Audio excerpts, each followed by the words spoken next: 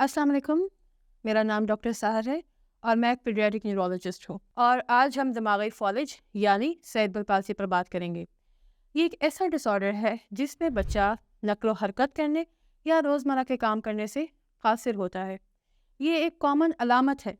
अलामत इसलिए क्योंकि ये खुद से एक मर्ज़ नहीं है, बहुत से अमराज की अलामत है और बच्चों में जिस्मानी माजूरी और जहनी माजूरी की एक आम वजह है जो हमें मिल जाती है। इसकी बहुत सारी वजूहात हैं जिनमें दौरान हमल, पैदाइश के वक़्त और पैदाइश के बाद 2 साल की उम्र तक के बहुत सारे मसाइल इस मर्ज़ की वजह बन सकते हैं।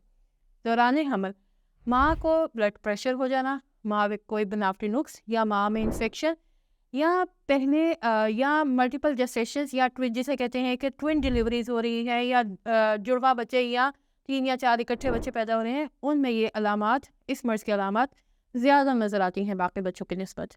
दूसरे नंबर पे दौरान पैदाइश अगर बच्चा पेट में पॉटी कर देता है जिसे हम मेकोनियम कहते हैं या दौरान पैदाइश इसको ऑक्सीजन कम मिलती है या उसको कोई चोट लग जाती है, दिमाग में ब्लीडिंग हो जाती है या उसकी वक़्त से पहले पैदाइश हो जाती है जिसे हम प्री मैच्योर बच्चे कहते हैं जिनके वज़न कम होते हैं, उनमें सेरेब्रल पाल्सी हो जाने की तनासब है वो बाकी बच्चों की निस्बत ज़्यादा है।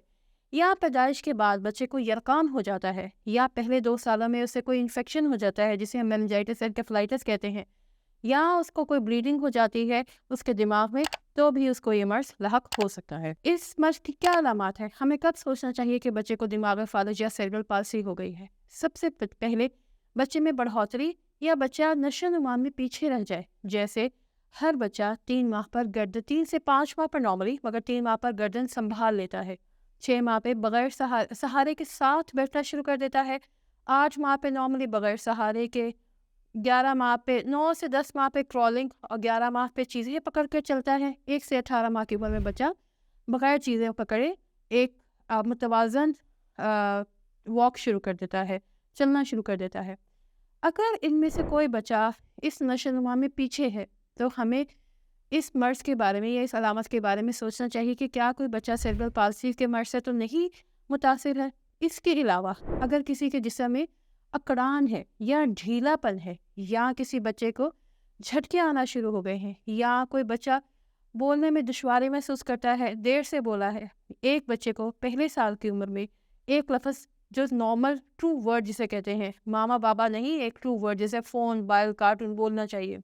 2 साल की उम्र में 2 वर्ड्स बोलने चाहिए। तो अगर कोई बच्चा बोलने में तंगी और या देरी महसूस करता है, आप महसूस करते हैं, तो उसके लिए सेरेब्रल पाल्सी सोचिए और उसे किसी न्यूरो फिजिशियन को दिखाइए। इसके अलावा बच्चों में दिमागी सूझ-बूझ की कमी या नशो-नुमा की जिस्मानी या दिमागी दोनों नशो-नुमा में कमी या पीछे रह रहा है बच्चा अपनी बाकी क्लास की निस्बत, तो आपको ये बात सोचनी चाहिए।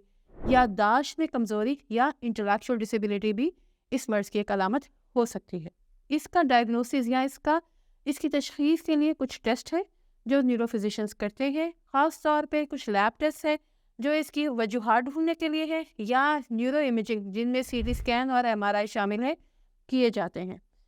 इसकी मैनेजमेंट यानी इलाज में हम बहुत ज़्यादा मदद तो नहीं कर सकते, मगर जो अलामात आती हैं उनका इलाज हो सकता है, जैसे झटके कंट्रोल करना, अकड़ान को कंट्रोल करने वाली अद्वियात दी जाती हैं। दिमागी जो कमी आई है उसमें बढ़ोतरी और उसमें अहम चीज़ें उसकी नशो-नुमा में अहम किरदार करने वाली अद्वियात दी जा सकती है और सर्जरी भी इसका एक हिस्सा हो सकती है।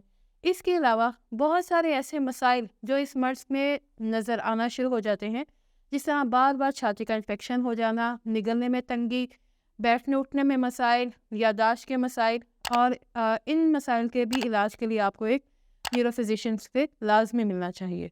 अगर आपका बच्चा किसी ऐसी अलामत का शिकार है, आपने कोई ऐसी अलामत अपने बच्चे में देखी है या आप किसी ऐसे बच्चे को जानते हैं जो जिसमें ऐसी अलामत है, तो उसे ज़रूर किसी न्यूरो फिजिशियन से मिलवाइए।